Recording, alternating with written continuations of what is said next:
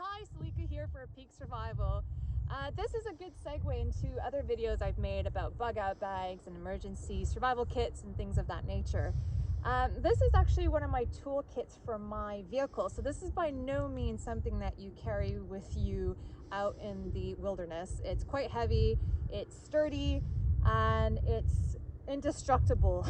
So let's have a look at what's in my Pelican case. I love Pelican cases. They are incredibly strong, well made. You have some really good locks here. You have a suction seal here. These things, I mean, mine has been banged up, it's been dropped, it's battered and bruised, but years later it is still hanging tough. I'm a very organized person.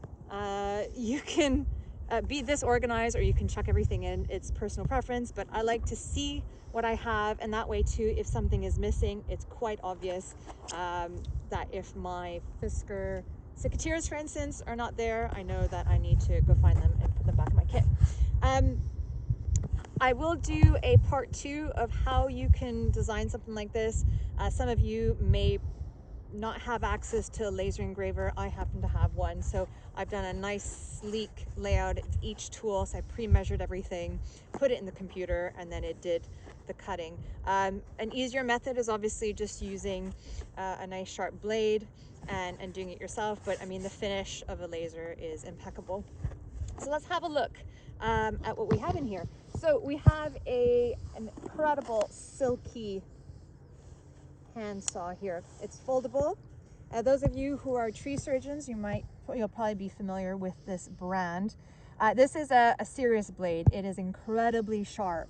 I need you to understand that when you're going to use something like this, you have to be very, very careful. Why would you have this in your kit? Well, for instance, if you're driving and maybe a tree falls down and you need to make some space for your vehicle to get through, this will cut through trees like butter. It will easily cut through your hand like butter. So it's really important that when you're cutting things that you're not putting your hand so close to the blade, otherwise these digits might go missing. So Silky, amazing brand. Be careful when you close it, because this bad boy is incredibly sharp. Really well made, amazing product. We have a Fisker chopping axe. Again, with axes, it's preference. I mean, this one is quite lightweight. The handle is good for my size hand. Obviously, if you have bigger hands, you may want to prefer a different brand, a different option. But something that can fit in my kit quite easily. This is handy. I've not had to use this one yet. As you can see, it's brand new. It's been a lovely, nice little gift and addition to my kit. If you're in a situation where maybe you break down, you're quite remote, it's going to take a while for someone to find you, it's getting cold. I'm originally Canadian, our winters are brutal. So if you're somewhere isolated and your car isn't working, you have no heat, at that point, if you're near some trees, branches, you can actually create a fire, keep yourself warm. So it doesn't hurt to have something like this in your kit. Same thing with secateurs. Fisker is a great brand. What I like about this brand is you can buy replacement parts, so you can stay on top of your maintenance of this tool. So you can replace all these little bits, the blades. So why would you have this? Well, these two are good if you're in a situation where, I don't know, you find someone who's in an accident, you have to cut their seatbelt to extract them from the vehicle. Having something like this is quite useful. Being able to cut things in general is quite handy. Right, this is all preference. This is more good little handheld blade for me. Anti-slip, good grip. Simple to sharpen. Great sheath. For me, this doesn't take up much space. It's not heavy. But again, with like anything with rifles and blades and all that, it's really preference and how much weight and space you want it to take up in your kit. Having a good blade with you at all times in any situation is imperative. Head torches, pretty self-explanatory. See, if you start losing light, Being able to see is important. I have a backup here, always have a backup. Oh, let me just turn that off. I want to save my batteries. There we go. Always have a backup. You want to have plan A, plan B. Here's a nice little nifty tool. Very bright for such little light, and it has a magnetic clip. So if you need to do some engine works, you can just magnetically clip this and crack on with what you need to do. Life straw. I've talked about different water purification devices in other videos. You can have a look at those. This is such a simple one. Basically the filter is at the bottom. You have this suction straw at the top. Just make sure you have access to a water source, and you can have some filtered water. This is great too to have in general if you're a backpacker. Doesn't take up too much space. It's very, very lightweight. You want to stay warm, you want to stay hydrated. Otherwise you'll start making some really bad decisions if you can't think straight, or if you lose dexterity of your hands, or you go into hypothermia and all that. We have a fire lighter, fire striker rather. There we go. So again, to be able to start a fire. This is a brand new one, so there we go. Those of you who haven't used one before, just for fun, you can practice ahead of time, so you don't want to be trying to use tools that you're not familiar with in an emergency situation. You want to be quite familiar on how to use all these tools. And you have a little whistle here as well. Some of you might be looking at this going, is that it? Actually, no, it's a double layer. So when we lift this, we have extra stuff. I have an extra layer of foam here just to protect everything. In here, we have some more goodies. So we have a collapsible, oh god, this is gonna take a while to take out. Oh, there we go. We have a collapsible shovel. There we go.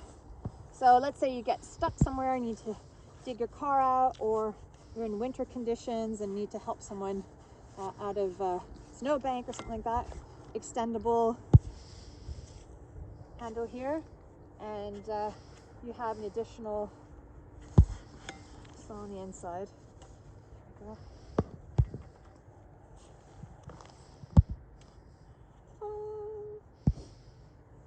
So, and then that you can just screw in there, use this, and then you have that on the other end. It's a nice little nifty feature, and it's really lightweight actually. This is like super, super lightweight. Doesn't take up too much space, and yeah, a little handy tool. Push that back in. This is quite new foam I've put in here, so there's still a little bit of glue that's sticking to these items, but as I use it more and more, it'll be easier to take things out. Right, this is great. So you have a little crowbar here feature and a mini hammer. Let's say someone's in a car accident, you need to pry the door open. This will help you. Your hands have only a limited amount of power, so having something like this is handy. The hammer, break the window, the glass, help the person out.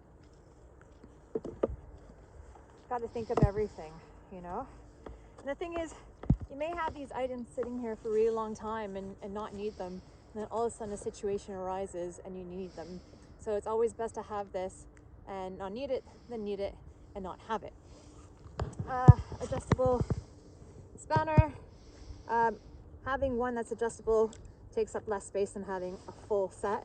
But again, it's preference. There might be things in here you would, switch out, which is okay if you want to have a few extra ones. But what I've done instead is have one adjustable here. So again, you can work on things on the wheels or the engine. And then I have a little kit here with screwdrivers and other adjustable bits. So, and again, this is nice and compact. I prefer compact. It's still sturdy and handy, but you may want to switch a few bits around. Big hammer by Fox. by ox, sorry. So again, blunt force. This is much stronger than this one, so you may need something a little bit more persuasive. And a chisel is just an upgrade from this little bad boy over here. And then, last but not least, we have this nifty thing. So it's full of paracord. So a tactical rope dispenser, and you can pull as much as you need. And then what I like about this is you have, I don't know if you can see right there, a nice little blade there, so you can easily cut it. And you also have a little measuring indicator here. But I mean, you can just obviously factor pretty quickly how much you need and just cut it.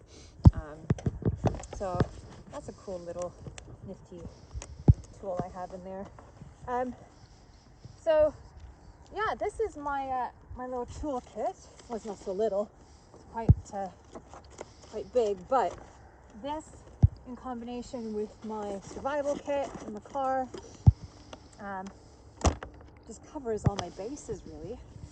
Feel free to share what you have in your vehicle, what modifications you would make to this kit.